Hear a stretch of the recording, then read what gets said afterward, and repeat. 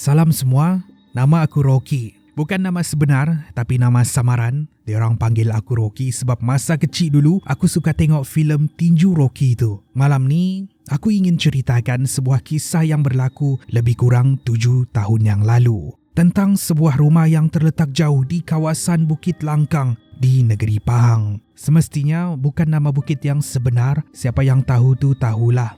Aku tak mahu dedahkan lokasi bukit ini di mana. Aku bekerja sebagai land surveyor, orang yang membuat pemantauan ataupun pengukuran tanah. Kalau ada yang mahu mengukur tanah mereka mengikut geran, diorang akan panggil kami. Kamilah yang akan cari sempadan dan buat ukuran yang tepat.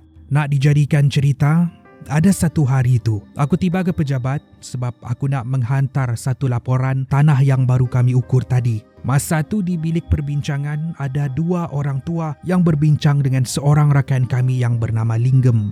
Hairan juga bila aku perasan 2 orang tua ni menangis teresak-esak. Aku kata dalam hati, ini bincang apa ni sampai nangis macam tu? Setelah beberapa jam, perbincangan mereka pun tamat dan 2 orang tua tadi pulang. Linggem keluar dari bilik perbincangan dan kata, Rocky, ada satu job lagi ni.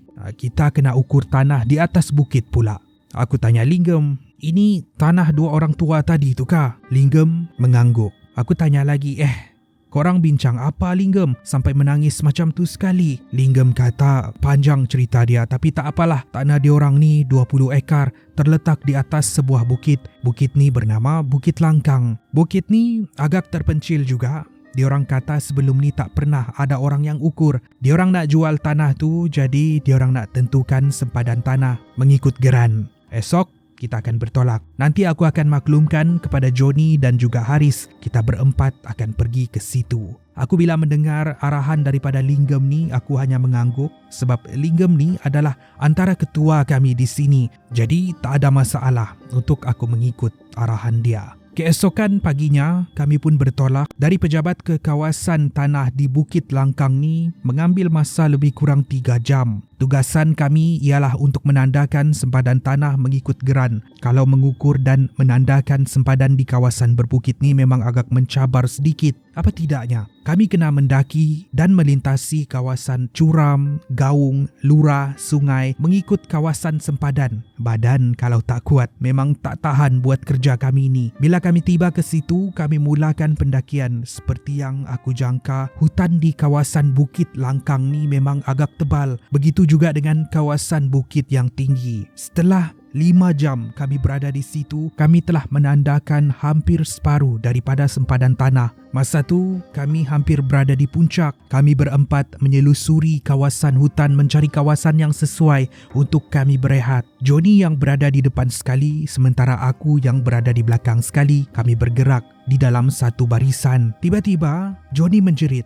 Katanya, "Weh, korang, mari sini." Aku, Linggem dan Haris mempercepatkan langkah menuju ke arah Johnny. Setelah kami melalui semak samun, kami tiba di sebuah kawasan lapang dan kami nampak Johnny sedang berdiri di depan sebuah rumah kayu yang besar. Secara spontan keluar dari mulut Haris, "Wey, rumah siapa ni?" Sementara Johnny hanya tersenyum kambing di depan rumah dan kata, rumah ni tempat yang sesuai sangat kita rehat." Waktu tu wajah Linggem sangat serius. Dia tak berkata apa-apa. Kami pun duduk di luar rumah sambil menyiapkan makanan masing-masing. Kami akan berehat di sini untuk seketika sebelum meneruskan tugasan. Semasa sedang makan, Haris kata, "Rumah siapa ni? Nampak seram lah." Kami hanya terdiam bila Haris kata macam tu. "Yalah, manalah kami tahu rumah siapa kan? Sudahlah, rumah ni rumah kayu. Dinding pun berlumut. Keadaan di dalam rumah gelap. Siapa yang sanggup tinggal tengah-tengah hutan ni? Memecah kesepian." Linggem kata, "Rupa-rupanya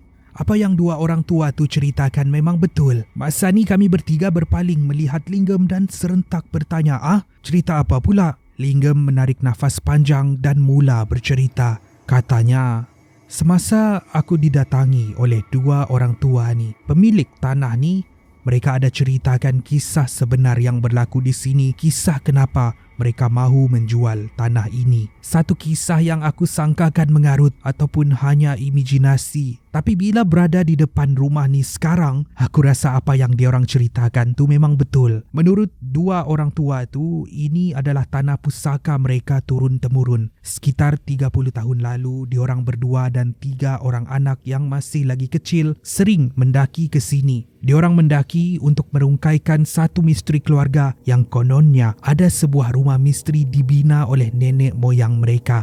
Tapi untuk bertahun-tahun lamanya, kisah ini hanya dianggap sebagai kisah legenda dan mitos keluarga sebab tiada siapa pun yang pernah menemui rumah tu. Sehinggalah ada suatu hari mereka betul-betul jumpa rumah tu. Rumah yang ada di depan kita sekarang ni. Tapi apa yang mereka temui di dalam tu tidak seperti yang mereka sangka. Masa ni aku, Johnny dan Haris hanya terdiam khusyuk mendengar cerita si Linggem. Dia bercerita sambil dia merenung. Rumah tu keadaan sunyi. Bila Linggem berhenti bercerita, hanya kedengaran bunyi angin dan burung berkicauan. Tiba-tiba memecah kesepian. Satu bunyi hentakan yang kuat datang dari dalam rumah, mengejutkan kami semua. Terkejut kami bertiga serentak berpaling melihat ke arah rumah tu. Tidak semena-mena, keadaan langit menjadi gelap. Awan hitam menutupi langit dan hujan turun dengan sangat lebat. Linggem kata, "Angkat semua barang-barang, kita berteduh ke dalam rumah tu." Kami apalagi kelang kabut angkat barang dan masuk ke dalam. Kami tiada pilihan. Kalau tak, kami habis basah kuyup dan rosak semua peralatan kami. Hujan turun dengan sangat lebat. Kami kelang kabut masuk ke dalam rumah walaupun keadaan gelap dan suram. Kami perasan keadaan di dalam rumah, walaupun di luar nampak buruk, tetapi ia nampak mewah di dalam. Kami berempat berada di ruang tamu rumah, kata Linggem. Kita tunggu di sini. Sementara tunggu, hujan berhenti. Keadaan masa tu sangat-sangat menyeramkan. Hujan turun dengan sangat lebat, kilat menyambar. Dengan kisah Linggem yang tergantung tadi, aku membuka mulut dan bertanya, "Linggem, kau tak habiskan lagi cerita kau tadi. Apa sebenarnya yang diorang jumpa di dalam rumah ni?" Linggem berpaling melihat aku sebelum menyambung kisahnya. Kata Linggem, diorang dapati yang rumah ni bukanlah rumah yang biasa, tetapi rumah ni menyembunyikan sesuatu. Haris yang semakin cemas mendengar cerita Linggem ni bertanya, "Sembunyi apa pula Linggem?" Linggem kata, rumah ni sebenarnya adalah sebuah penjara yang mengurung sebuah makhluk jahat yang dulu sering membuat kacau bilau di sekitar Bukit Langkang. Malang sekali bagi pasangan tua tu. Bila mereka masuk ke dalam, 2 daripada 3 orang anak mereka hilang tanpa jejak, terperangkap di dalam rumah. Mereka kemudian bergegas turun dan membuat laporan. Walaupun pencarian besar-besaran dilakukan, mereka gagal untuk menemui rumah kayu ni dan mereka gagal untuk menemui 2 anak yang telah hilang. Ibarat mereka disorok dari pandangan manusia biasa. Kami yang mendengar kisah Linggem ni dah menggigil ketakutan. Linggem sambung lagi. Katanya kisah ini tidak berhenti di situ. Cerita pasangan tua tu lagi selepas kehilangan 2 anak mereka, mereka kerap kali bermimpi. Kononnya, untuk membebaskan 2 orang anak mereka, ia memerlukan 2 orang pengganti. Johnny kata, Linggem, gila sangat cerita tu. Aku tak rasa cerita tu betul lah. Sejurus selepas Johnny kata macam tu, tiba-tiba kami semua terdengar satu dengusan yang sangat menyeramkan, ibarat bunyi dengusan seekor binatang yang sangat besar. Keadaan di dalam rumah gelap.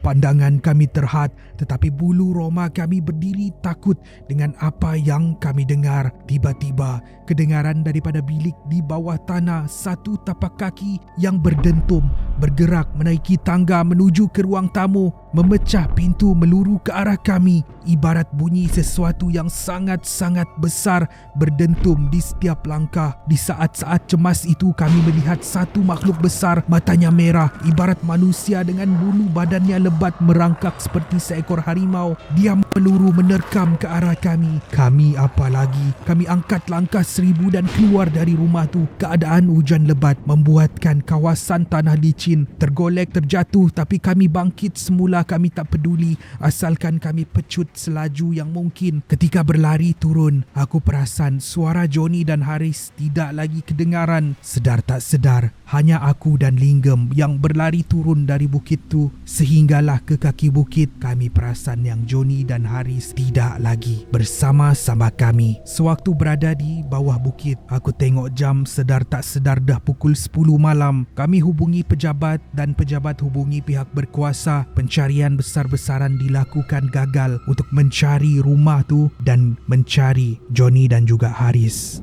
Ini mengingatkan aku dan Linggem tentang kisah dua pasangan tua tu. Adakah Johnny dan Haris menjadi korban supaya dua orang anak pasangan tua tu dilepaskan? Inilah yang menjadi persoalan yang bermain di minda kami sehingga tahap kami rasa bersalah dan tertekan. Akhirnya aku dan Linggem memutuskan untuk berhenti kerja. Linggem pula telah menghilangkan diri. Walaupun kisah ini berlaku 7 tahun yang lalu, tapi baru-baru ini kisah ni bermain semula di minda sebab aku baru dapat tahu yang dua pasangan tua yang minta tanah mereka diukur tu, pasangan tua yang berbincang dengan Linggem di dalam bilik perbincangan sehari sebelum kami bertolak adalah ibu bapa Linggem. Sial kau Linggem.